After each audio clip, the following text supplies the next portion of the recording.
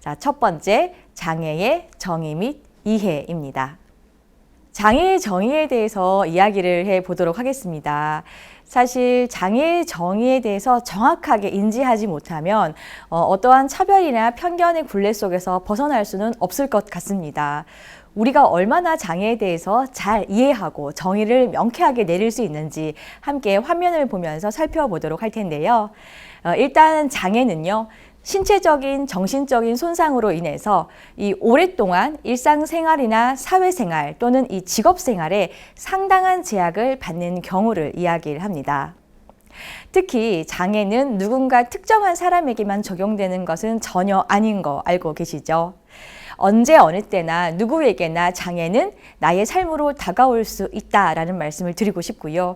그리고 장애가 없는 사람은 매우 드물죠. 오히려 이 100세 시대에 이 완벽한 건강한 상태는 더욱더 만나기 쉽지 않을 것 같습니다. 장애에 대한 정의와 개념은 전 세계에 통용은 되고 있지만 거기에 대한 편견과 차별에 대한 척도는 상당히 상대적입니다. 이 말은 뭐냐면 각 나라의 여건마다 다르기 때문인데요. 그 여건이라고 하면 국민들 개개인이 가지고 있는 장애인에 대한 인식, 그리고 장애인들과 이 비장애인들과의 어떠한 그 사회를 살아가는 데에 불편함이 없는 그 인프라 조성이겠죠.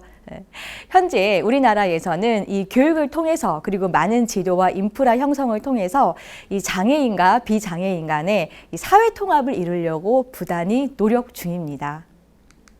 장애를 알아봤다면 이 장애인을 정하는 규정이 있을 것 같아요. 장애인을 규정하는 어떠한 기준점에서는 첫 번째, 이 해부학적 그리고 신체 구조적, 지능적 및 다양한 어떠한 심리적인 이상이 있다거나 이로 인해서 상실된 부분이 있는 사람을 이야기를 합니다.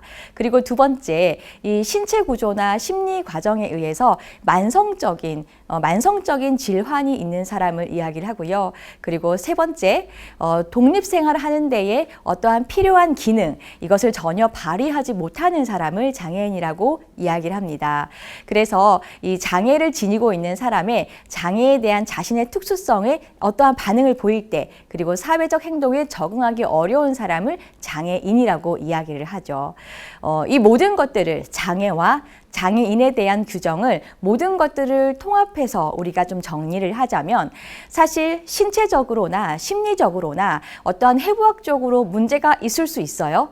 하지만 이것이 내가 살아가는 데에 직장 생활을 하는 데에 아무런 문제가 없고 내가 뭔가 필요한 것을 요구하거나 필요한 것을 얻고자 할 때 문제가 없다면 장애인으로 보기는 힘든 거죠.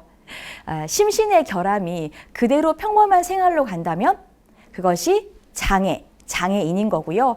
심신의 결함이 나의 생활에 전혀 영향을 끼치지 않는다면 비장애인으로 보는 것이 맞다, 이런 말씀을 드리고 싶습니다.